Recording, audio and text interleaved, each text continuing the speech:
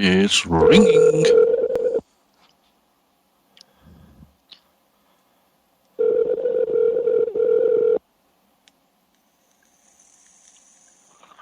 Hello. Hey, Axel, how you doing? It's Rick from Hardcore Wrestling Radio. Hey, man. Hey, how you doing tonight? Good. Hey, Axel, you probably remember me. I'm Double B Billy Boudreaux, formerly with WGS Radio. How you doing? Hey, what's up, guys? How's everything going tonight? We're doing good. We also have Andy here. You also know Andy from Facebook. He's the one who you were talking to. That's right, Andy. How are you, buddy? I'm doing well. I've got some good news for you, actually, Axel. I've spoken to a guy from UK All-Star Wrestling.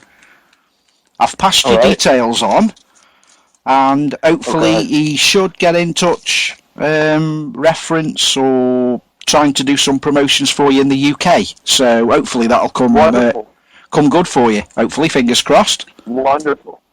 You're very welcome. Thanks, man. I've been in contact with a few different people, but I haven't been able to put anything together yet. I was trying to tell them they could work together, even if they were running in different parts of the country, to try to make their shows within a couple of days of one another. I could do them all at one time.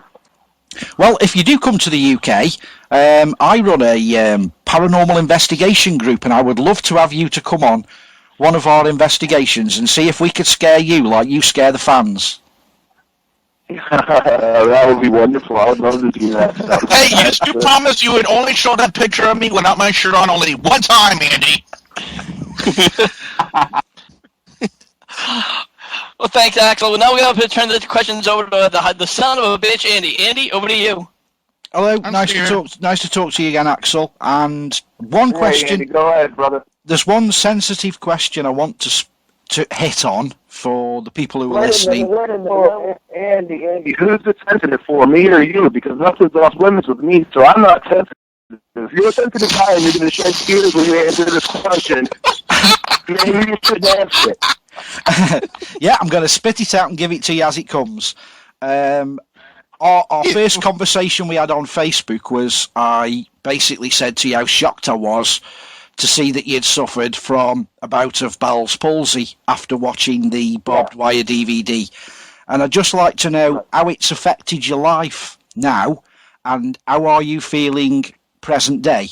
I saw one of your YouTube videos yesterday and saw you are, I wouldn't say 100% yet, but you jokingly took your glasses off and said that's why I'm wearing glasses, not because I want to look cool, because I've got like one eye is not working properly and the side of your face had all gone. So I was just wondering how you're feeling today and how has it affected your life, and good luck to you. Hope everything clears up and you get yourself back on track. That's the first question.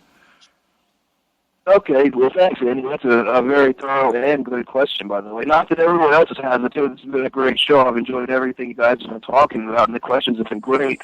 Andy, the thing with the Bell's palsy is, if those of you that don't know what we're talking about, if you're a wrestling fan, it's the affliction that hit Jim Ross as to why his face is paralyzed on one side. Well, I have the same thing. And to be quite honest with you, it's a very humbling experience, especially when you're involved in such a cosmetic industry where everyone bases a lot of their opinions on how you look and how you sound. Yeah. And I'm very sensitive about that because, I was in an accident. I had like 2 teeth knocked out, and I had that Bell's palsy, so I'm really sensitive about my look. So I not that I was ever a great-looking, Joe handsome anyway, but I mean, we may not be the best shakes in the world, but I try to do the best I can with what I've got. And I'm working hard to get back. I just read, that taking the right minerals and vitamins help. But as far as wrestling goes, competing in the ring, I can do anything I want, as far as that goes. But I know now that, for so many years I thought I was superhuman. I was out there, getting thrown through tables, getting beaten with barbed wire, getting lit on fire. And then this kind of thing happens to you, and you wake up the next morning and you can't close your eye, and, half of your face is frozen. And you have to just learn to adapt, Andy. That's the thing. I mean, what do you say to guys that are coming back from the Middle East and they don't have a leg and they get a prosthetic and they have to learn to walk again? What I have to do is learn to talk again, learn to use my mouth in a different way, learn to use my eyes in a different way. Here's the one thing I will say that I've improved.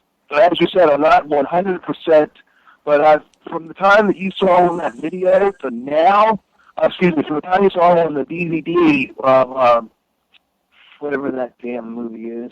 What's it called again? The barbed wire. Help me out. Yeah, the barbed wire one. I can't remember what it's fully called. Documentary. Yeah. Barbed Wire City. That's the one. Yeah, Barbed Wire. Barbed Wire City. I'm much better from even that point to now. Basically, most people can't even notice it unless I tell them, because I've learned, I massage my face in my own kind of physical therapy with my cheeks and stuff like that, and now that I've learned what vitamins to take, I'll probably get back, God willing, to better than I was, over the last couple of months, and hopefully pretty soon it'll be back to 100%. But if it never goes back to the way it was, I won't say I'm fine with it, but, I will learn to adapt to live with it because God doesn't give people anything more they can handle. And, I've heard a friend of mine say, this applies to me, because God doesn't give people any more they can handle, but I sure wish he didn't think I was so fucking strong because he keeps giving me a lot of shit. But, we just keep moving forward and keep doing the right thing. I think you do thing, put one foot in front of the other, man, and always stay positive. And it's hard to do. I mean, I wake up, I'm human, man. I wake up every morning, with my back aching, my scars all over my body, my hips hurt, my knees hurt, my ankle hurts. But you got to wake up and look at the ceiling and go, all right, what am I going to do? Am I going to lay here, feel sorry for myself, or am I going to get up and do something? And it's your decision. You can lay there and do nothing, or you can get up and try to make the best of your day and what you have with it. And that's what I try to do now, Andy. I'm going to try to do the best of what I have and have the best time I can every day. Well, that's a great attitude, and hopefully everything will work out for you in the end. Another question regarding which you've just hit on there. How did you, Ian, come up with the idea of the Type A death matches? How was it? How did it come about? Was it just a conversation one night, and then you thought, let's give it a try? Actually, no. I have to give Ian total credit on the Type A death match. I had no input on that at all. We were riding up to the show in the car, and he goes, I think the exact quote was, "Hey, Axman, let me ask you a question." I'm like, "Yeah, what's up, dude?"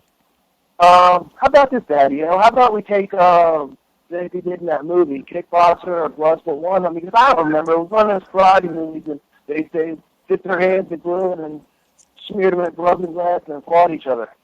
I was looking over at him and said, what the hell, I'll do it. And we got to the show, and we did, I think it's a strap match, and Paul goes to us and goes, all right, guys, what can we do next to further the feud? And Ian goes, I got it, Dad. How about we do this tie death match? And Paul's like, what is that?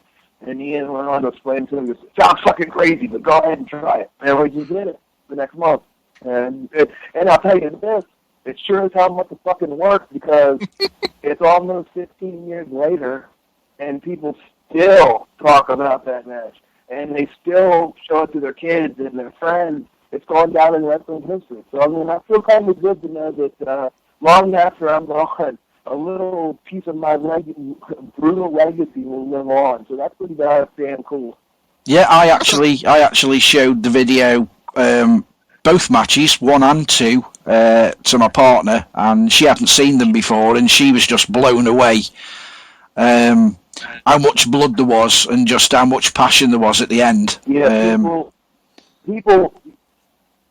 people genuinely get that response. And the thing was, the one we did a couple weeks ago, there was this girl who sent me a message. She'd never seen wrestling before, and her thing was, like, she took a picture of it, she posted it on her fucking Facebook page, and her post underneath was, what the fuck? She goes, I went to a wrestling show, and this is what happened. You know, and she goes, like, any of you guys that watch, like, Monday Night Raw or SmackDown, and you don't go see, like, IWA Mid-South, you guys are missing out on what's happening out there. There's a lot of crazy stuff going on.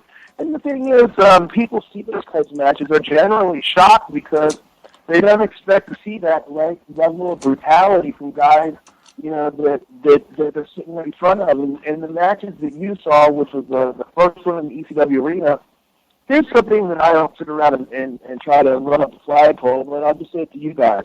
Everyone talks about being hardcore icons, innovators of violence, extreme legend, this, that, and the other. When it comes right down to it, the first guy to do thumbtacks in the ECW arena was AXL ROTTEN. The first guy to do barbed wire baseball bat in the ECW arena, the first guy to use a baseball bat in the ECW arena was AXL ROTTEN. The first guy to use barbed wire board was AXL ROTTEN. The first guy to do all that stuff was AXL ROTTEN. I don't have to have any goofy title or anything. I just want to be AXL ROTTEN. That's all I want to do. And so myself and Ian did all that stuff long before anybody else ever dreamed of doing it. But we don't sit around telling everyone, give us credit for being a funny little story about it, tell me the little story, and none of it. I go out there every night to bust my ass for the people to pay money to see me perform, whether it's a hardcore match, a soft porn match, PG-13, NC-17, a rated S PG match. I don't care, as long as the fans are having a good time, because when it comes down to the bottom line, if you're not entertaining the people, and the people, when it comes down to it, are my boss, because if they don't come to the matches, the promoter's not going to book me, and I'm not going to get paid. So it's all about the fans. Soft porn. Yeah, you like that? I need a Tylenol now. Sorry, you kind of hit a little bit of soft with Billy. Three. 3, 2, 1, mark. This is the original hardcore chair swinging freak of ECW, the one and only AXL ROTTEN, and you're listening to the greatest, most hardcore on the internet and all over the world. That's the place to be for wrestling news and commentary. That's hardcore wrestling radio. Don't turn it off, or I'll have a steel chair around your head. Oh man, awesome! Thank you. There you go, guys. Is that okay? That's awesome, dude. Perfect. Did you like how I turned into wrestler voice when I did that? I did. That's awesome, dude. Thank you so much. Did you guys notice the difference in my voice between the promo voice and my real voice? Yep. Yeah. But That's the made for TV voice right there, and this is the real voice. Like, I had a girl one time go, "How come you don't sound like you do on TV?" I said, "Because your legs are wrapped around my ears." Shut up.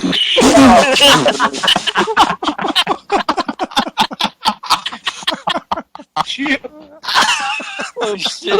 Man.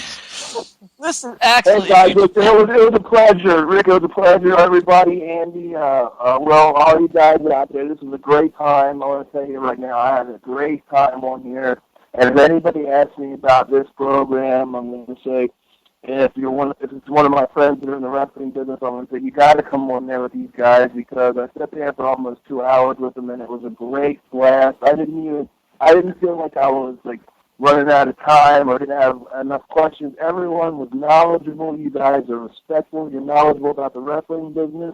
You have an entertaining program, and I'll let you know, this isn't the first time I listened to you. I went back when I found out I was going to be on here and listened to an episode or two from before, and they were really interesting. So you guys have a good thing going here, and you're 100% AXL ROTTEN certified. And if you don't like hardcore wrestling radio, I will come to your house and put a chair around your head. So we are certified, AXL ROTTEN approved. This is a great fucking show. Thanks a lot, Axel. And like I said, anytime you want to come on, you're welcome on the show. And even if you want to come on, just even on via Skype, it's hardcore.crew1. And you just want to come on and just shoot the shit with us, even just, to hang out, feel free, dude, Because you're all hardcore radio certified. Is it the number one or the letter, the crew? No, number one. The number one? Number one, okay. Hardcore.crew1, all lowercase. Right. And mine's easy too. Mine's just like AXL ECW Icon. So anyone wants to hook me up on Skype, it's AXL ECW Icon. I'm really easy to get hold of. Want to check me out on Facebook? It's just AXL ROTTEN. It's facebook.com/AXL ROTTEN, AXLROTTEN. I'm on Twitter at AXL ROTTEN ECW. So I'm out there for the fans and anyone that wants to get a hold of me. If any questions, feel free to do so. I'm going to get out of here right now, guys. You guys got a way to get a hold of me. If you ever need me for anything, I'll be more than happy to come back on the show. and do anything you guys want. Find me via Twitter, Facebook. I know any of you guys get a hold of me. You guys, you got my home number. You know how to reach me. So I want to say it's a great time for everyone out there. I'm 100% blessed to be here with you guys, and I'm going to get out of here right now. But again, thank you so much for this great time, and you guys keep kicking ass for what you're doing, because you got a good show going here, and I'll talk to you next time. See you guys. See you then. Take care, Thank you, Axel. Axel. Thanks very much.